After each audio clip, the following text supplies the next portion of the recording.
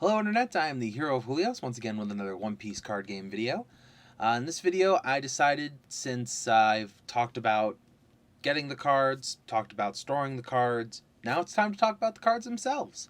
Starting with, of course, the first of the four starter decks. We're going to talk about the red starter deck. I've got it up here on a website, onepiececardgame.dev. I'll leave a link in the description for it, but if any of you are familiar with the Digimon card game, there is the digimoncard.dev. It's a website where you can just take your cards and you click on them, adds them to sort of just a digital ideal deck for yourself. So we're going to talk about the Straw Hat starter deck, the individual cards found in it, the general strategy that I gathered, despite being terrible at the card game. But despite my skill, it doesn't mean that I don't understand the cards. So without further ado, let's talk to the linchpin of the deck, the leader card, which is the Monkey D. Luffy card. So this card has 5,000 power on its own. It is a strike type, which hasn't come into play in any of these starter decks, but there's at least one card I know of in the upcoming first booster that it is a Luffy card, and it is immune to damage from strike-based attacks, which makes sense. Luffy ate the Gum Gum fruit and is immune to blunt force strikes. So this leader card has the main effect, active main, once per turn. We can give this leader or one of our characters a rested Dawn card. So what's nice about that is it allows us to put more use out of the Dawn cards we've already spent. So if on your turn you played, say, this Karu card for one Dawn, you would suspend a Dawn, and then you could use Luffy's ability to give that Dawn to Luffy, giving him 1,000 power and allowing him to attack over whatever it is he needs to hit. What's cool about this is there is a Nami card I'll get to with the same effect, which allows you to put a lot more effort into your combos, because now you can spend cards on your units, and then that same rested Dawn you can then place on the units that you're going to attack with. So our next card in the Straw Hat starter deck is this Usopp card, and I can't control how this website allows me to click on these, but this Usopp card has 2,000 power. He's a shooting character. He is a counter for 1,000, and when he has a Dawn card and he's attacking, your opponent cannot activate blockers of 5,000 or higher power during this battle. So what's nice about this is you power up Usopp with like 3 Dawn cards. Now Usopp can attack, and he has to be blocked by something weaker than him. Granted, your opponent could block with something, weaker, use the counter phase to then power up that blocker, but they basically have to put in a lot more effort to stop Usopp than they would normally have to. Honestly, I would consider this card just a so-so, except it has this wonderful trigger ability. So if Usopp happens to be one of your life cards, you can just play him straight from the hand, which gives you another body, it gives you another opportunity to attack, and he has this nice ignoring the big blocker ability. So the first of our vanilla cards, as we'll call them, is this Karu card. He is a 1 cost to play, 3,000 power, strike type, gives 1,000 as a counter card. There's really not much else to say about him. He is an animal / Alabasta card. Up until now, we've had Usopp as a member of the Straw Hat crew, and then we have Luffy, who is both a Supernova and a Straw Hat crew card. But Karu, for some reason, isn't even considered a Straw Hat crew member. There's also a Vivi in this card, in this deck, that she's not considered Straw Hat crew either, which it's like a yes and no kind of thing, because they are official members of the crew, but it's not like they're on the boat fighting alongside Luffy and them. So I'm really hoping that maybe in like the second or third booster pack we get some Alabasta support, and these cards will be a little more useful. But honestly, I think when it comes to Karu, and I might as well just show Vivi already, she is a 2 cost to play, 4,000 power slashing type because of the peacock strings that she uses. She is strictly Alabasta, and she is a counter for 1,000.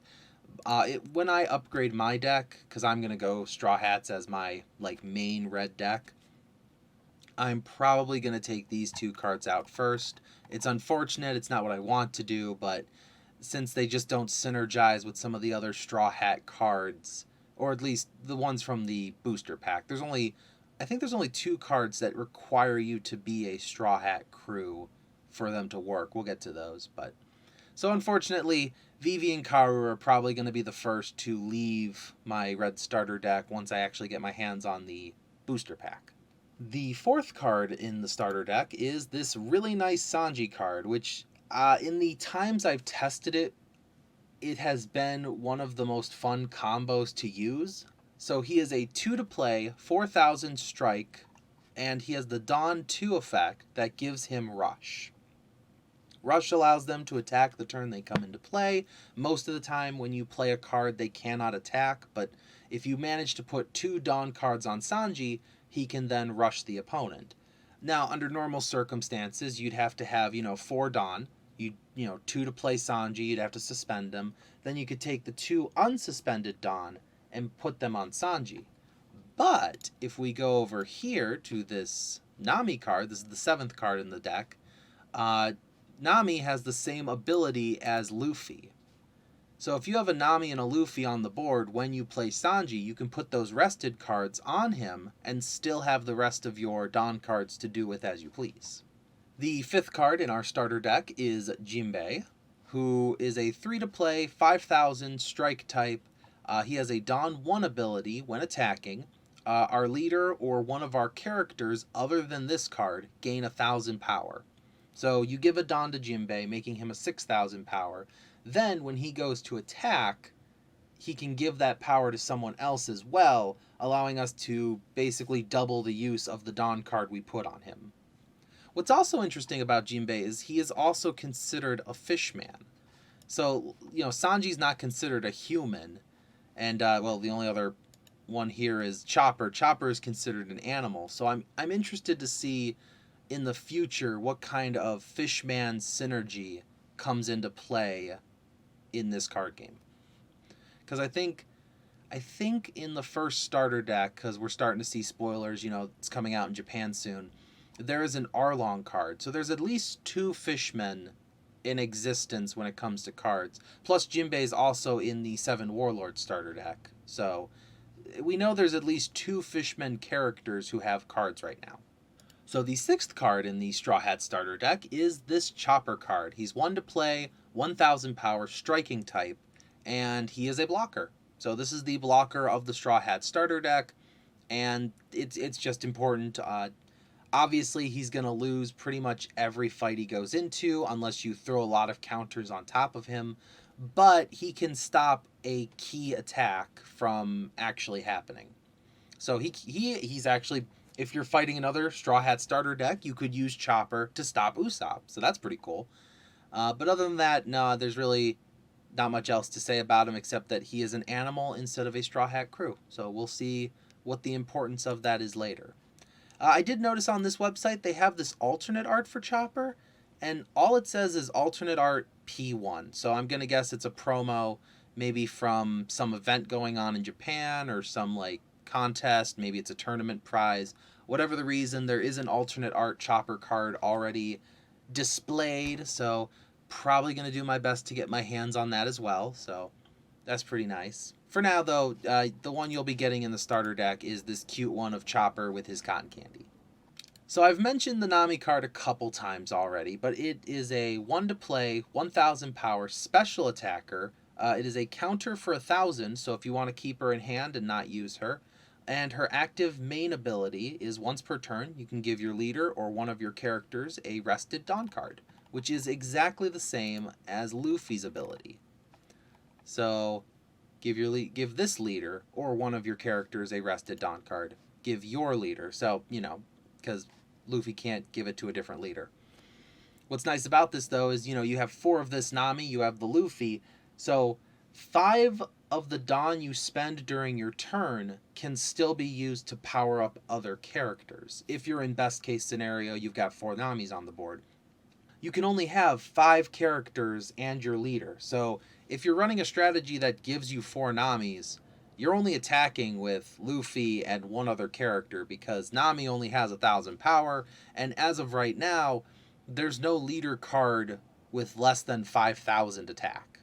As much as I hate to say this, I'm really disappointed in the Robin card. Not in the art, it's a nice picture of Robin, but unfortunately, it's 3 to play, 5,000 power. She is a wisdom type attacker. You can keep her as a counter card in your hand, but that's it. Robin is a vanilla card, along with Vivi, who I mentioned earlier, and Frankie, who is a 4 to play, 6,000 power striker type. He is a counter 1,000 and a member of the Straw Hat crew as well as Robin. So these 3 cards right up here are all vanilla, but it is important to know that because of the One Piece card game and how the counter system works, because you do need to make sure you have plenty of counter cards in hand to protect you from your opponent, you're gonna need to keep at least some of these. Like Vivi's gonna leave because she's Alabasta. She doesn't synergize with the couple Straw Hat crew cards that I have in this starter deck. But Robin and Frankie, even though they don't have any abilities, their counters are very important. Plus, Frankie is a 6,000 power card, so just playing him on the board, even if you do it as soon as you can, turn 2 if you're going second, turn 3 if you're going first.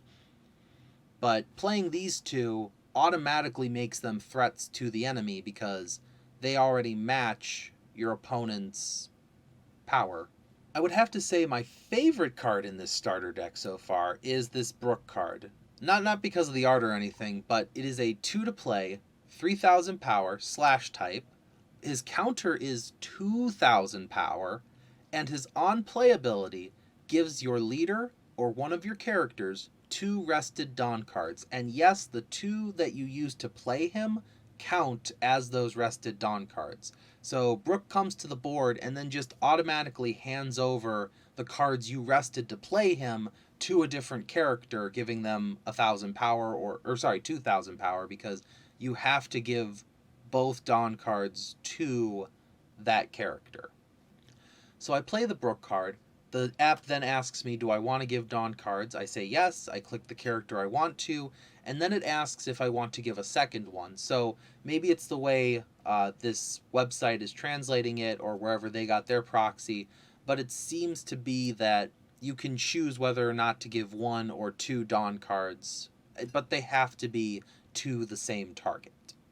The 12th card in our starter deck is the fearless leader of the Straw Hat crew, Monkey D. Luffy himself. He innately has Rush. He has a 5 to play, 6,000 power, so he already steamrolls over the enemy leader without any power-ups.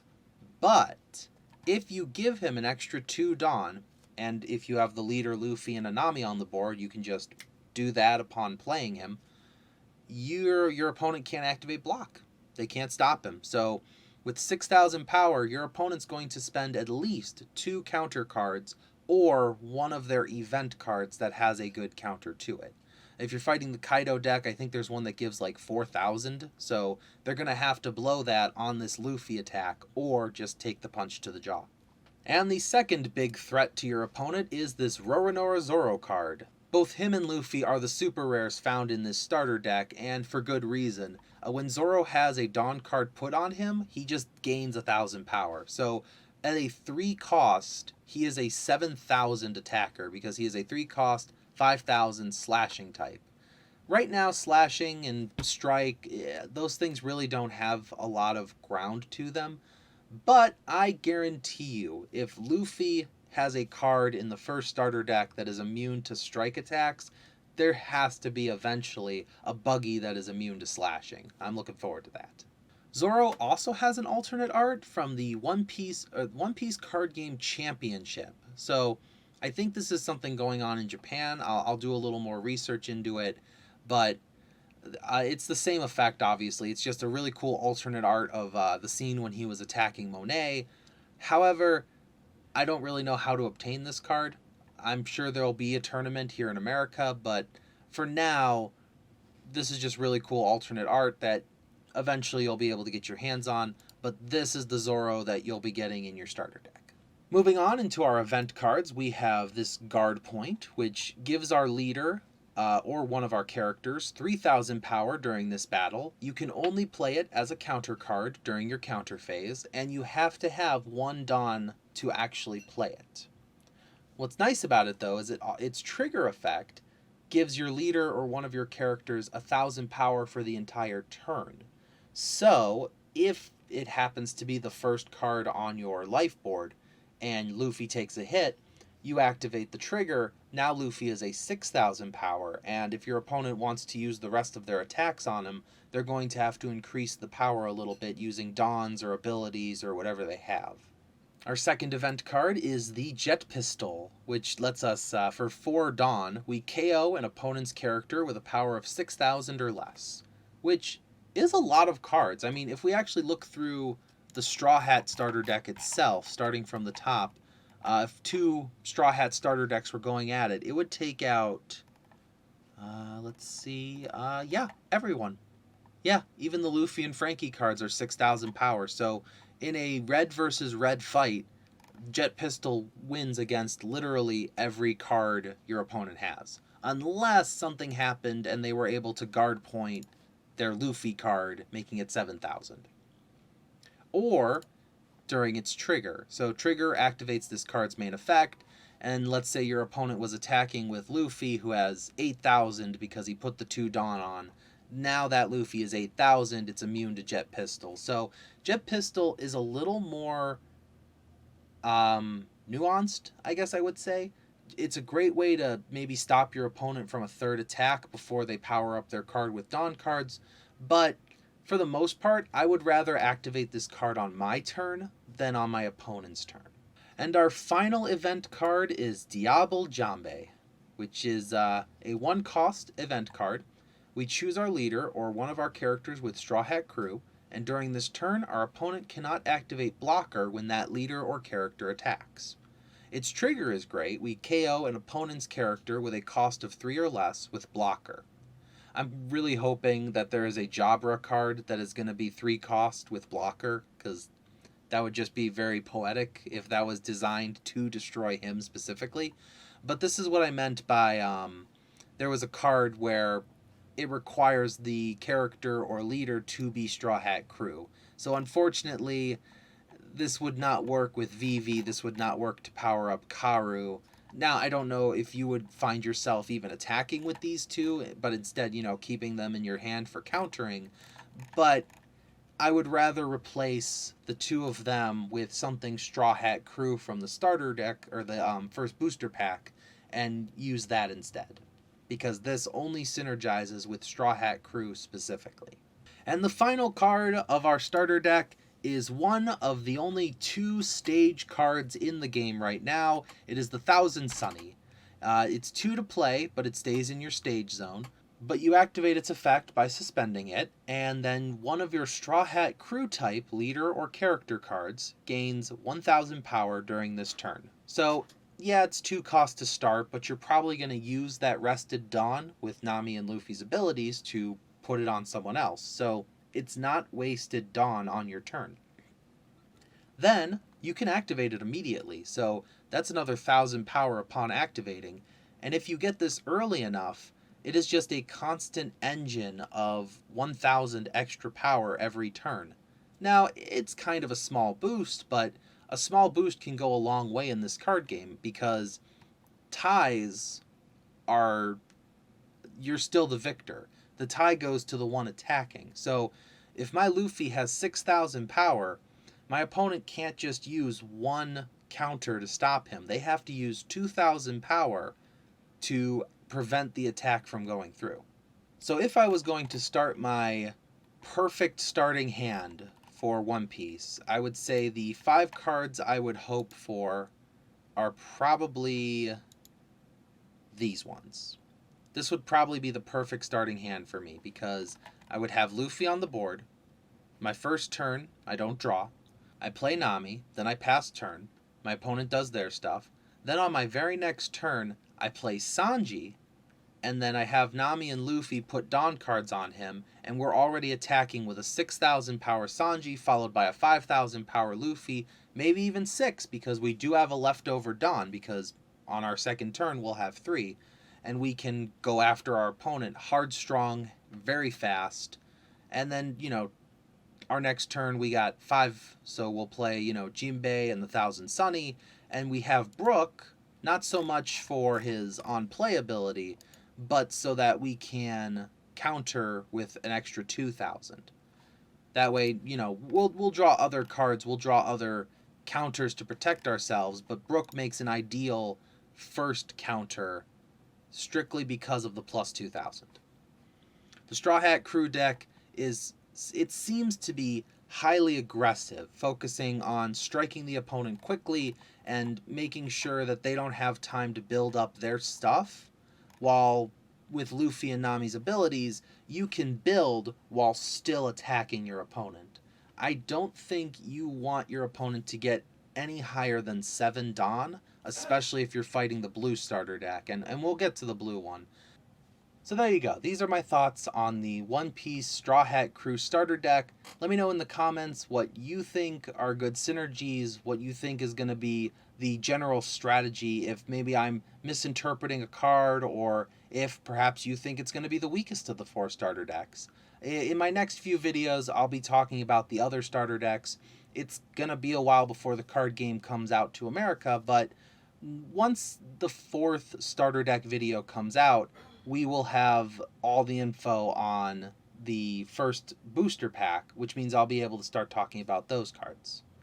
Thank you for watching as always, and I will see you in the next video. This is the Hero of Julios, Xing out.